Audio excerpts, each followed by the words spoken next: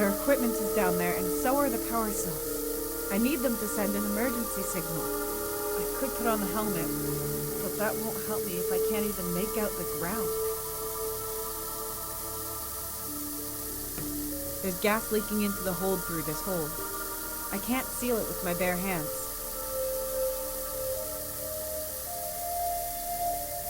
It won't work while the gas is coming out with this much force. I wonder if I can find anything here.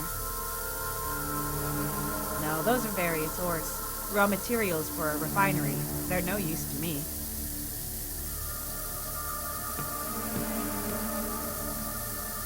Carbon dioxide filtered out of the air is stored here and released whenever needed. And it's pretty heavy in concentration form. It might be able to push this smoke out.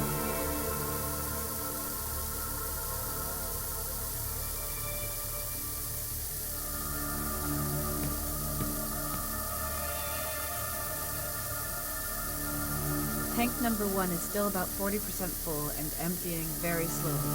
It's going to take hours for all the gas to release. Tank number 2 is filled with carbon dioxide. It's about 1.2% full and stable. Looks like it wasn't damaged in the crash. If I open tank 2, the gas will be gone within minutes.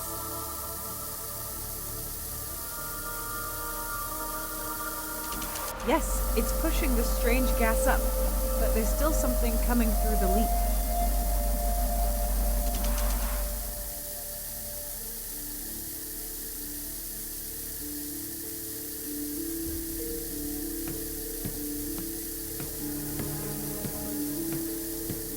It won't work while the gas is coming out with this much force.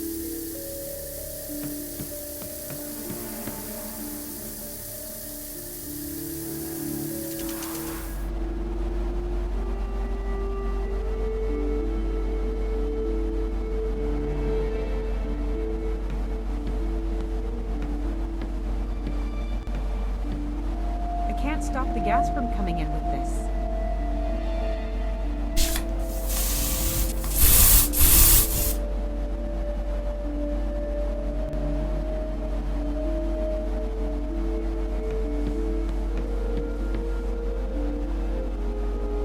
I hope the carbon dioxide will push the gas up now, but I shouldn't be here when that happens.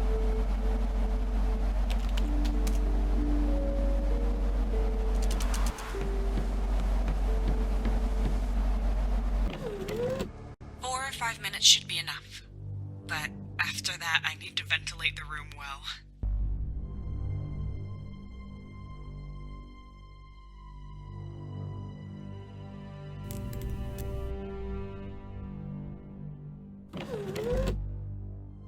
It worked! Mark isn't down there either, but neither's his body, so that's good. Did he get ejected? Did he leave? If so, where to? Pull yourself together, Tessa. So what? He's not here. You can manage on your own. All you need for an emergency signal are power cells.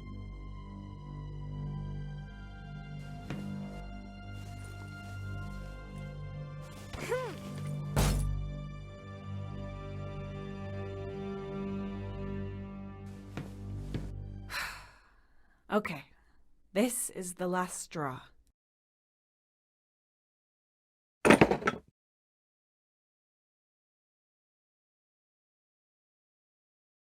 Goodness.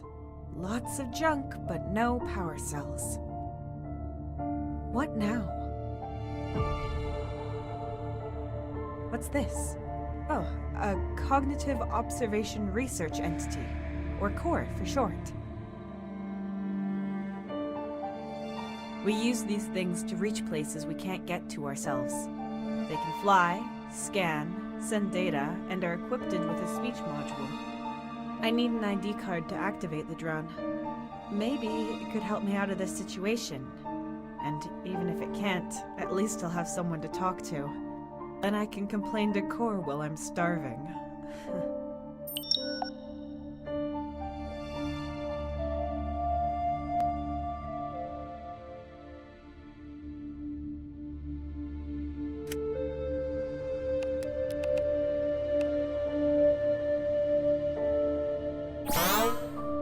unit activated.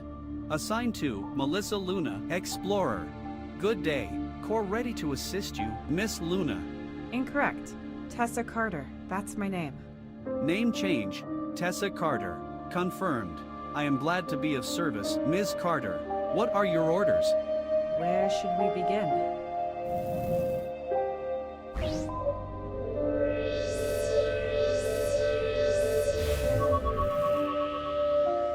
Nine leaks, 4 hull breaches, 2 broken beams, 14. 1 broken spaceship, 1 survivor.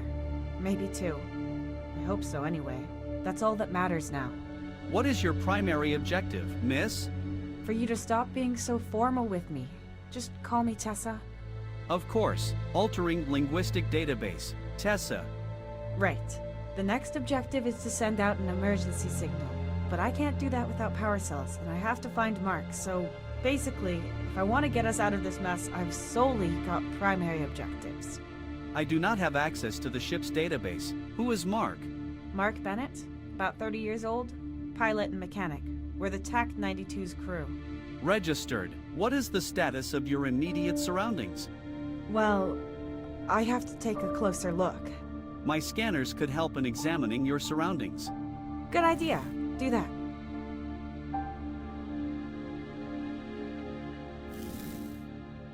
Nine leaks, 4 hull breaches. I know this thing's broken. I meant the surroundings. Let's just scan it outside. Confirmed.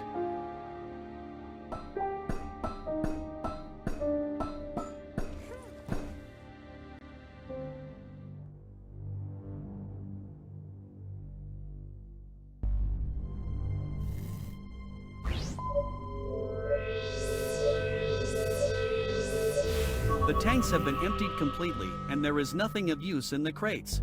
Whatever we are going to find on the planet, we can probably store it here.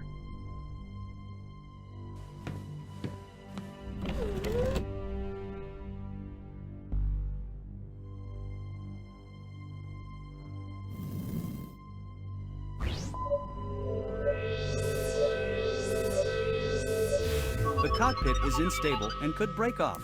It will not, however, drag the rest of the ship down into the abyss with it. At least as long as there is no tornado or earthquake. In that case, the TAC-92 would fly again. C.O.R.E, please. Until it would crash on the bottom of the chasm.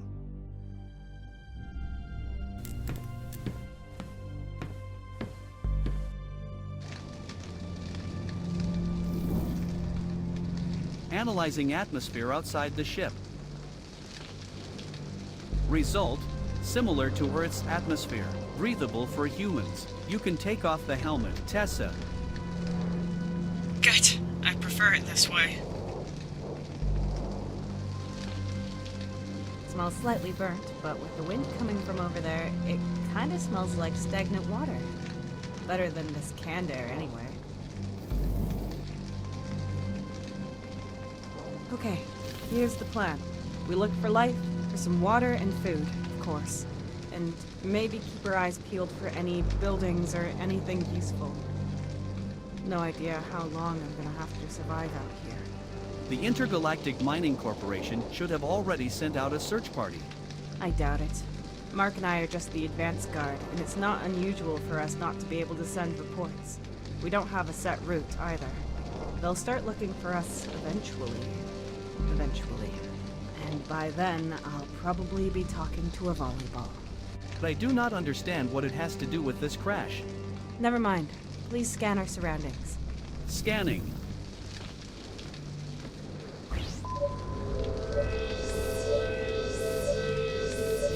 Scan complete. Scan radius of about 400 meters. No signs of relevantly sized life forms. No artificial constructs or buildings. Relevantly sized? And what size is relevant to you? Anything bigger than a fully grown male Balinese toucan. A what? A male Balinese toucan. Their average size in all dimensions roughly represents that of the average-sized, fully grown earthen life form. You're joking, right? Statistics are not a joke. Well, that doesn't help me. Compare the data to something I know. No more than 8 letters. equivalent to a medium-sized dog, equivalent to a chicken 49.9% larger than average, equivalent to exactly 11 hedgehogs. To recap, a Balinese toucan is roughly the size of 1.5 chickens. Any more data? The environment is mostly comprised of stone. Water and simple flora can also be detected behind the landing zone. No signs of Mark? Damn. My mineral samples can wait. We should look for water and plants. New data! I am registering a weak but repeating radio signal. Where is it coming from? It originates from the planet's surface. The signature is inconclusive. Could it be coming from the Intergalactic Mining Corporation? The possibility of that lies at 29%. Can you locate it? I can only ascertain a rough direction. To interpolate a position, we would have to get closer. I guess I don't really have a choice. Let's see what's behind it. Maybe it's a distress signal from Mark.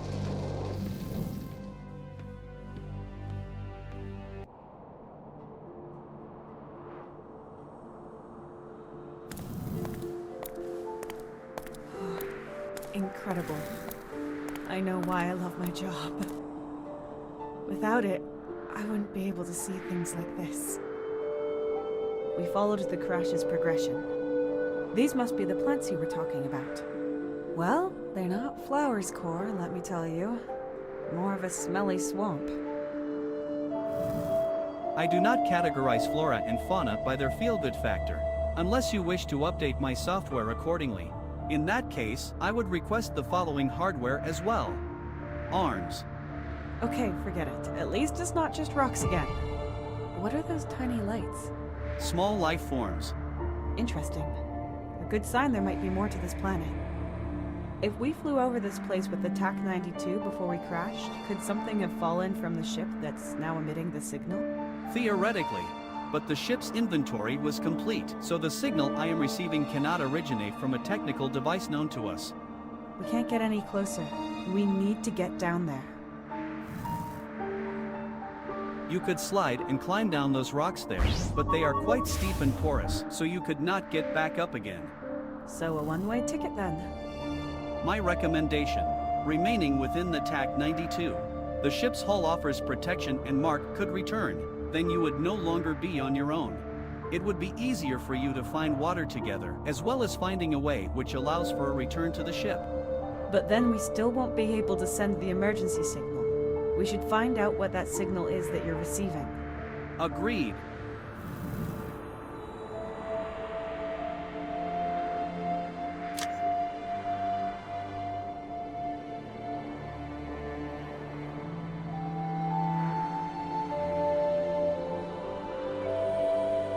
C.O.R.E, locate the signal and calculate the distance. Scan initiated.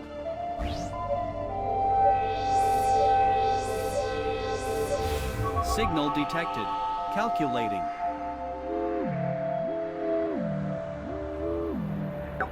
Calculated distance, 9.4 kilometers. Possible deviation up to 21%. So about 10 kilometers, or about walking distance of 2 hours. In the summer, with shorts, with an ice cream. On a foreign planet with unknown dangers and terrain, wearing a spacesuit, though, might take a little bit longer. Including these factors, I calculate a walking time between 9 and 11 hours with a high probability of death. As long as we find something capable of sending a distress signal at the end, I even prefer some interesting trail over a yellow brick road. What is that? C.O.R.E, do you see that? Record. Confirm. A pulsating light. Recording started.